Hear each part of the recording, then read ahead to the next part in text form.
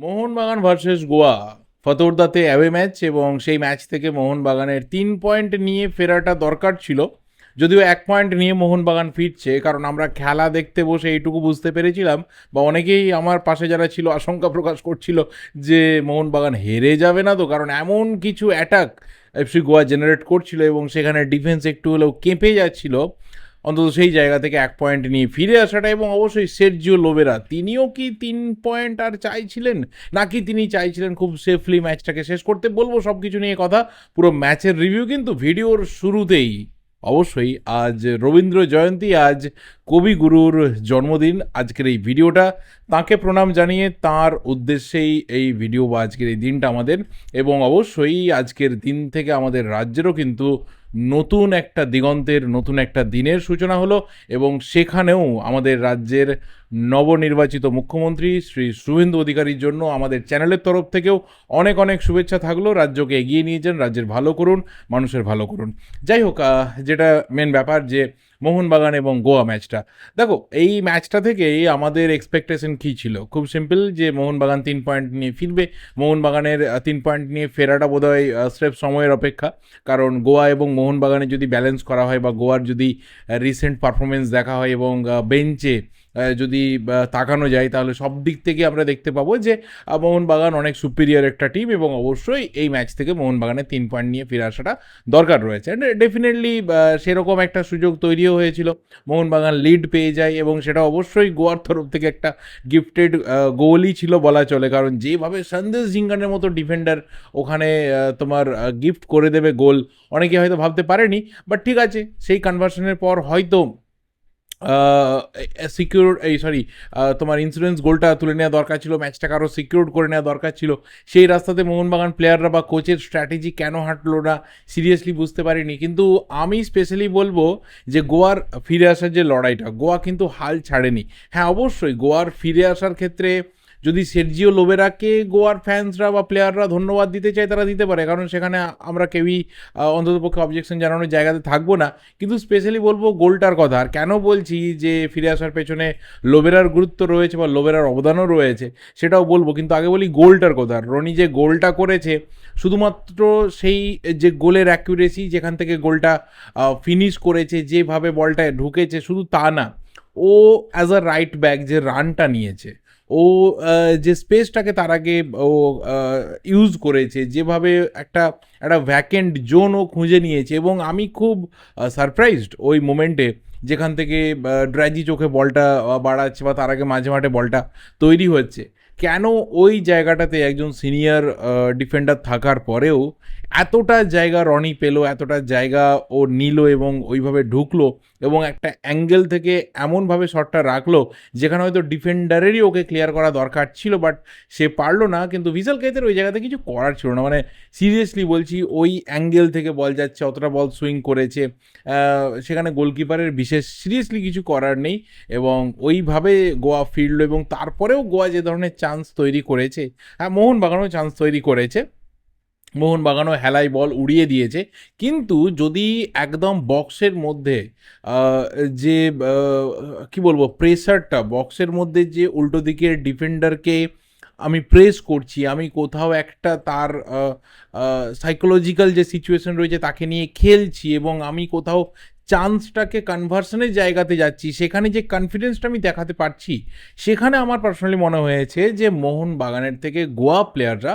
They were way ahead, আমার personally মনে হয়েছে। এবং সেখানে বেশ কিছু সুযোগ কিন্তু একদম খুব ক্লোজ চলে গেছিলো, মোহনবাগানের ক্ষেত্রেও হয়েছিল, কিন্তু মোহনবাগানকে আমার কখনোই আজকের ম্যাচে সেই অর্থে বক্সের মধ্যে খুব একটা স্বাচ্ছন্দ্য লাগছিল না। কেন বক্সের মধ্যে আননেসেসারি ড্রিবল করছে, কেন বক্সের মধ্যে এক্সট্রা পাসেস খেলছে, কেন 3-4 জন ডিফেন্ডারের মাঝখানেও একটা প্লেয়ারকে খুঁজে নেওয়ার চেষ্টা চলছে, সেটা একমাত্র কোচ বলতে পারবে না। বাট অ্যাজ এ ভিউয়ার, একজন দর্শক হিসাবে, আমি অন্ততপক্ষে ওই ছোটো ছোটো মুভমেন্টগুলোকে আমার মনে হয়েছিল যে কিছু একটা তো এখানে অন্য ধরনের স্ট্র্যাটেজি রয়েছে লোবেরার, যে তিনি ম্যাচটা হারতে চান না, তিনি ম্যাচে কোনো রিস্কও নিতে চান না, যে অ্যাওয়ে ম্যাচ, আমি এখান থেকে 1 পয়েন্ট নিয়ে ফিরি, আমি ম্যাচটাকে আমি লিগের যে সিচুয়েশন রয়েছে সেটাকে আরেকটু দূর টানি, আর একটু ডিপ আমি ডাইভ মারি, আমার খুব একটা অ্যাডভান্টেজের দরকার নেই, I can win in next 3 matches. এই যে একটা স্ট্র্যাটেজি তার লক্ষ্য করা গেল, আমার একটু হলেও বোধগম্যতে আমি বলবো যে আমি দূরেই থেকে যাবো, বোধগম্য হয়নি। এবার আমি বলবো যে কোথায় কোথায় সের্জিও লোবেরার স্ট্র্যাটেজি এফসি গোয়াকে ম্যাচটা গিফট করলো।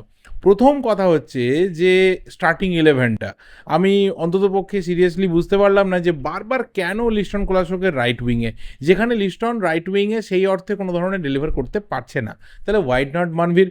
মানভীর যতটুকু সুযোগ পেয়েছে ততটুকু কিন্তু ভালো খেলার চেষ্টা করেছে, তাহলে মানভীরকে ওখানে দরকার ছিল। তো তুমি লিস্টনকে পরে নিয়ে এসো, যেটা মানভীরকে পরে নিয়ে আসা হচ্ছে, সেটা হয় না। এবং দ্বিতীয়ার্ধে এমন কিছু চেঞ্জ একদম ম্যাচের শুরুতেই, যখন সেকেন্ড হাফটা ম্যাচটা শুরু হচ্ছে, আপুইয়াকে তুলে নেওয়া এবং তারপর ধীরে ধীরে পুরো সেন্ট্রাল মিডফিল্ডের কন্ট্রোলটা আস্তে আস্তে লস হওয়া, কারণ থাপা অনেকটা অ্যাডভান্স একটা রোলে প্লে করছিল। সেখানে যদি আপুইয়াকে তুলে নিয়ে দীপক টাংরি বা অভিষেক সূর্যবংশীকে নামানো হতো, তাহলে মাঝমাঠে কিন্তু একটা হোল্ডিং মিডফিল্ডারের রোলটা সে শুরু থেকে প্লে করতে পারতো এবং থাপা কিছুটা অ্যাডভান্টেজ রোল নিতে পারতো এবং অনেকটা তোমার সাহাল আব্দুল সামাদ সে কিন্তু একটা ফ্রি রোল পেতো। উল্টে গেল পুরো ব্যাপারটা এবং যেভাবে থাপা নিচে নেমে এলো, থাপাকে কোথাও ব্লক করতে হচ্ছে, থাপাকে কোথাও হোল্ড করতে হচ্ছে এবং যে রোলটা বক্স টু বক্সের রোলটা সেটা কিছুটা আবার দেখছি সাহাল আব্দুল সামাদ প্লে করছে, তাকে আর অ্যাটাকিং মিডফিল্ডে দেখা যাচ্ছে না।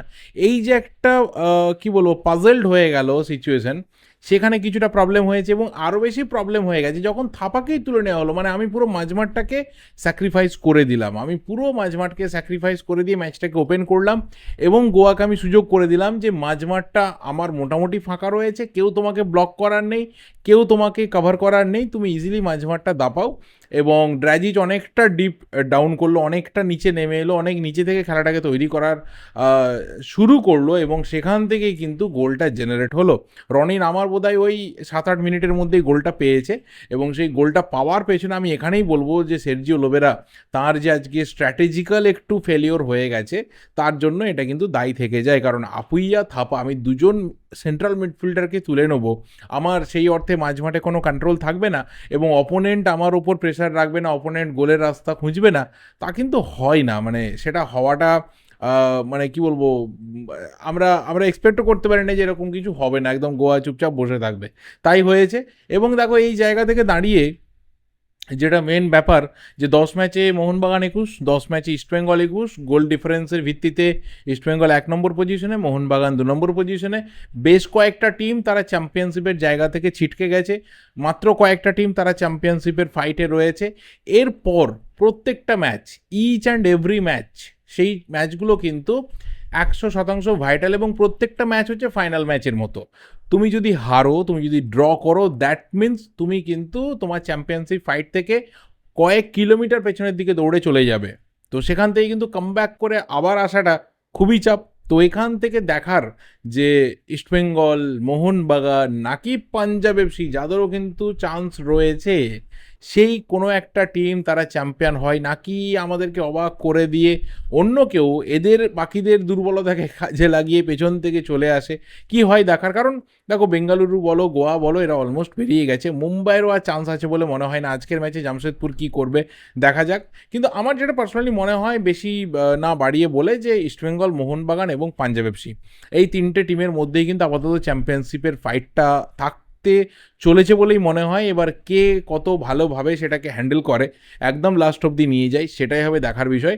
এবং প্রায় অনেকেই আমরা আপাতত বোধহয় একমত হতে শুরু করে দিয়েছি যে 17ই মের যে ডার্বি রয়েছে সেই ডার্বিটা একটা কিন্তু ফয়সালার ম্যাচ হতে চলেছে, যদিও তার আগে বাকি যা ম্যাচ রয়েছে টিমগুলো সেগুলো কিন্তু জিততে হবে, এটাও একটা ফ্যাক্টর। এবার এই বিষয় নিয়ে তোমাদের কি মতামত রয়েছে অবশ্যই কিন্তু কমেন্ট করে জানাতে থাকো। আমি আমার যা কিছু ম্যাচ থেকে পাওয়া উপলব্ধি সেটা শেয়ার করলাম। বেশি কিছু বলার মতো নেই, কারণ খুব বলার মতো যে ইনসিডেন্ট কিছু হয়েছে তা কিন্তু না, যে বিরাট কোনো ঘটনা ঘটেছে, বিরাট কিছু ব্যাপার। খুবই অ্যাভারেজ ফুটবল হয়েছে, মানে দুটো টিমের থেকে যে ধরনের ফুটবল অ্যাকচুয়ালি আমরা এক্সপেক্ট করি সেই ফুটবলের লেভেলে ধারে কাছে কিন্তু দুটো টিমের খেলা পৌঁছয়নি। খুবই অ্যাভারেজ খেলা হয়েছে, খুবই ছন্নছাড়া খেলা হয়েছে এবং মনে হয়েছে যে এই ম্যাচটা কোনো রকমে শেষ করে দিতে পারলে দুটো টিমই কিন্তু বেঁচে যায়। তোমাদের কি মনে হয়, একই না অন্য কিছু? সেটা অবশ্যই কিন্তু কমেন্ট করে জানাতে থাকো। আমি ভিডিওটা এখানেই শেষ করছি, ভালো লাগলে লাইক করো, শেয়ার করো, দেখা হবে পরের ভিডিওতে। টিল দেন, যদি চ্যানেলটা নতুন হও অবশ্যই চ্যানেলটা সাবস্ক্রাইব করে বেল নোটিফিকেশন আইকনটা ক্লিক করে যেও। Thank you and good bye.